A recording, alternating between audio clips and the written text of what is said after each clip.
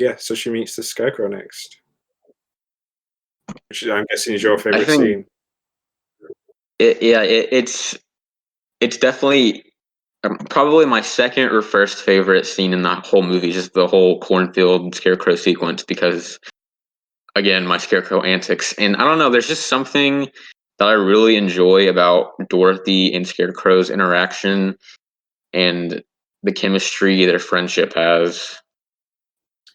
Yeah, and I wonder sometimes. Well, I was thinking about this while watching it. If it's because we spend the most time with the Scarecrow, but they do feel like really good friends and like almost like a brother and sister vibe, like really taking care of each other. And she says to him at the end, like she'll miss him the most as well. So maybe it genuinely is because of his screen time, but I feel like it must be something to do with the actors as well because I don't know. There's just more of a connection there, I think, than between, say, like the Lion and Dorothy and the Tin Man and Dorothy. Yeah, I don't think it was just the screen time either. I mean, that definitely helps, but if you swapped places and she met Tin Man or Lion first, the connection just wouldn't be the same. So for some reason, I think Dorothy and Scarecrow just kind of have this bond that works really well. I think the Scarecrow I think he's honestly in this movie easily the most likable of the three. Yeah, I'd probably second that. Yeah, I think that. I was watching it this time. I was struggling with the Lion. I think, but we'll get to him later on. But he's probably my least favorite of all the main four.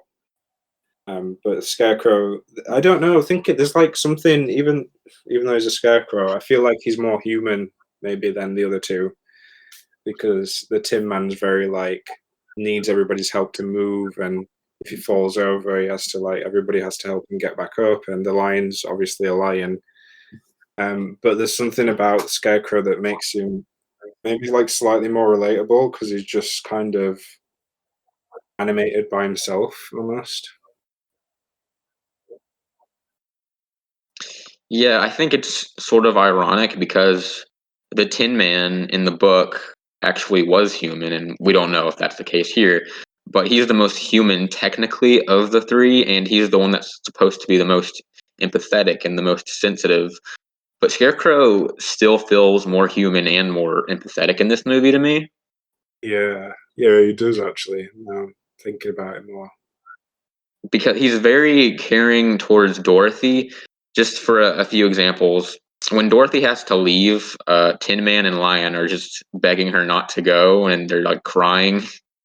But Scarecrow he's obviously he's sad about it, but he puts on a smile for her. He doesn't try to make her stay. That's like something that seems more sensitive and more caring. And Yeah, he's also the first with the wizard. He's the first to be like, okay, what about Dorothy? You gave us this stuff. What about Dorothy? And when the witch is confronting them and has them cornered, he's definitely the one that's the most protective of her, as his arms around her trying to protect her. And they just have all these like moments in the background where they just seem like they have a better connection that's kind of more affectionate than with the other two. And it sort of just feels like it's something the book might have been more diverse with, because in the book it really does feel like they're a team and each player brings something. But in this movie, it really just feels like the Scarecrow is easily the best of the three. yeah, yeah. There's some good points there. I'd never noticed that about him saying what about Dorothy, and at the end as well. And they're like, yeah, begging her not to go. But that it's strange because, like you say, the Tin Man's supposed to be the one with the heart, but it's more like this that thing that they say about storytelling, show and don't tell, because it's like he's talking about having a heart and what he'd do if he had a heart and being loving and devoted and stuff, but it doesn't really. I think it comes across more like him wanting to be romantically in love than just like showing love in general and being kind. But not that he's not kind, but like you said, there's a lot Mhm. more human moments with Dorothy and Scarecrow. Yeah, for sure. I think I think too. I know Jack Haley did not like doing this movie at all, and I feel like it kind of shows in a way. Not that he didn't do a great job, but like Ray Bolger, there's all these stories about how much he loved doing it and how fondly he talks about it. And watching him in the movie, you can tell he loves doing it, and I think it Yeah, rubs off on his performance. He just yeah, has more of a warmth than the other two, and just the whole kind of vibe he gives is just more infectiously happy. yeah, yeah, definitely. I think too when he is describing to Dorothy what his problem is and how upset he is over it, the way he explains it, I don't know if it's the dialogue, the delivery, or both, but there's just something that feels like you feel more connected to what he's saying, and it again it feels more earnest.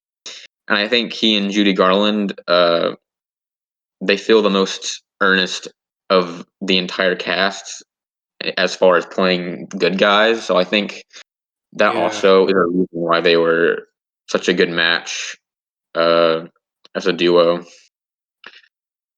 yeah. The more I'm thinking about it, I totally agree. Yeah, I think there's just something about the imagery of them too, like her putting a straw back in him and helping him stand up and all that stuff. They just have a closeness that wasn't replicated with Tin Man and Lion. Even though there's a bunch of sweet moments with her and those two in the book, I don't get that as much here. yeah, because like there's these little moments. It feels like they're both trying to like lift each other up and like I can't think of the word, but like support each other and boost each other's confidence almost. Like her telling, oh, like you could come back home if the crows back home saw you, they'd be scared out of their lives and stuff, and like just trying to like help him feel better. And it feels like a good back and forth where it's just like a mutual. They're both trying to help each other. They're both trying to look out for each other. Whereas the other ones, it's just like you might as well come along with us because we're already going. And if you want something, you could ask as well. But yeah, it does feel like her and the Scarecrow are more of a team. That's a really good point. How they lift each other up, and yeah, it feels more like a genuine friendship. It's Mm. almost like if Tin Man and Lion weren't in the movie at all, I wouldn't mind. But I'm glad they're in the Yeah, movie. But if they weren't, it's like I wouldn't even really mind. yeah, yeah,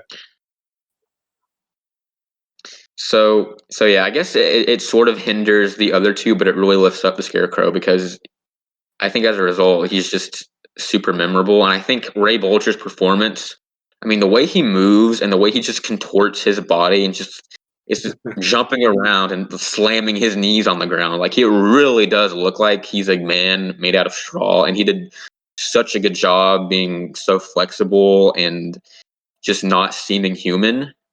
yeah. He really committed to it, didn't he? And he's just like a great job of it.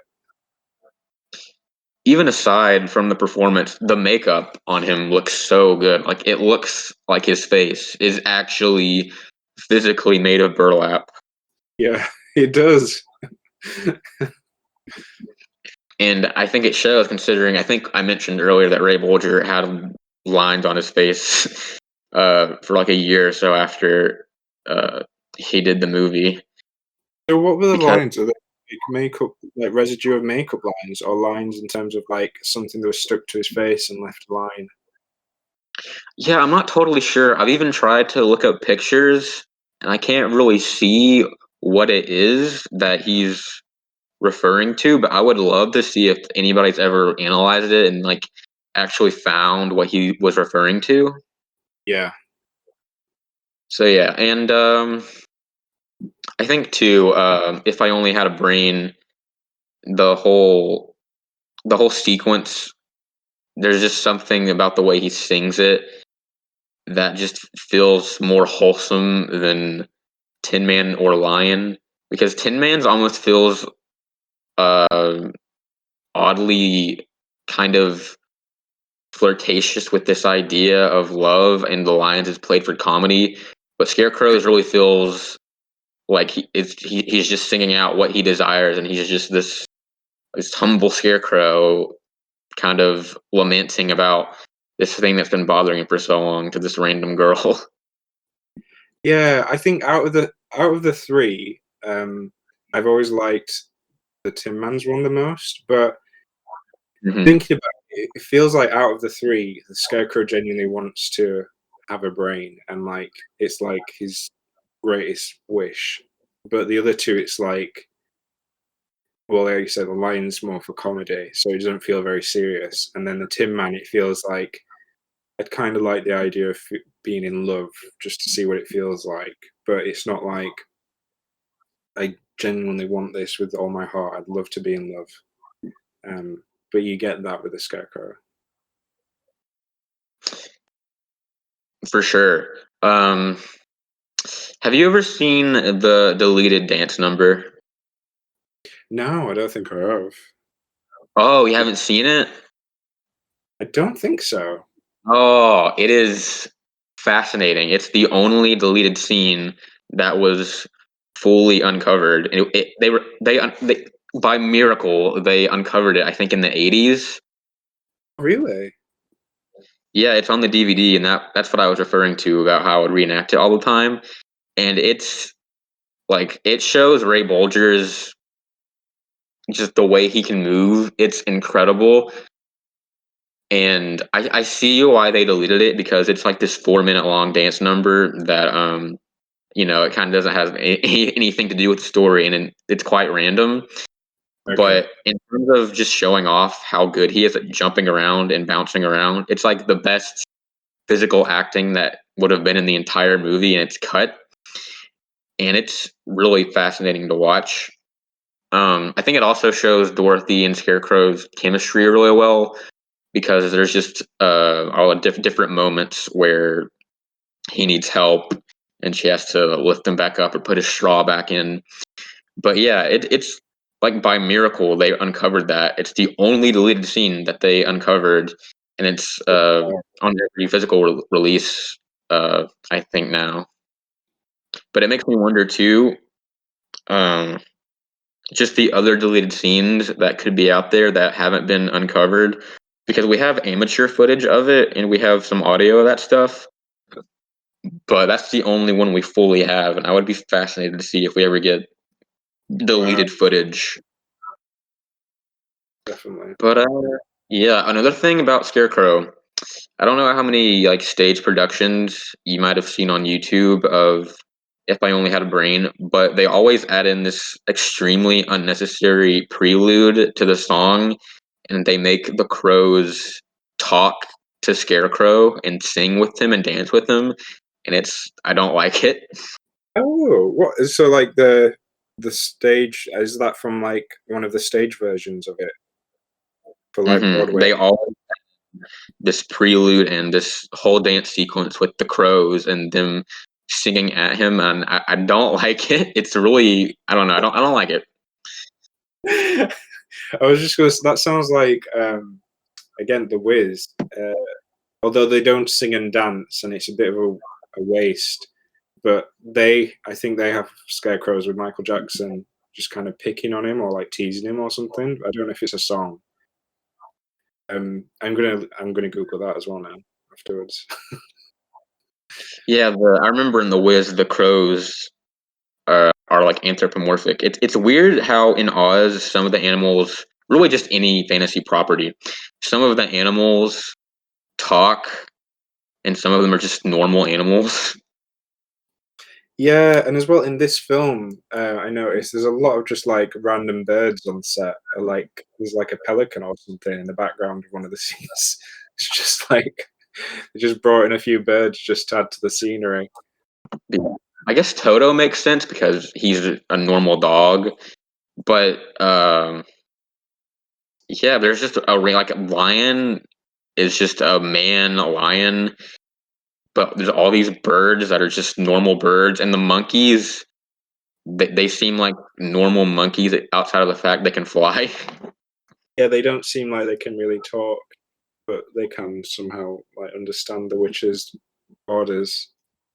Um, and if we got, I think we said that we are going to do um, Wicked, didn't we? There's like a whole bit about animals talking and losing their speech and stuff. And I don't, yeah, I mean, I like to think of like, I think in the books it describes, I'm sure it describes Oz as like a fairyland. So it's just like from the get go, it's just like this place is magical. So it kind of allows it for it not to make sense.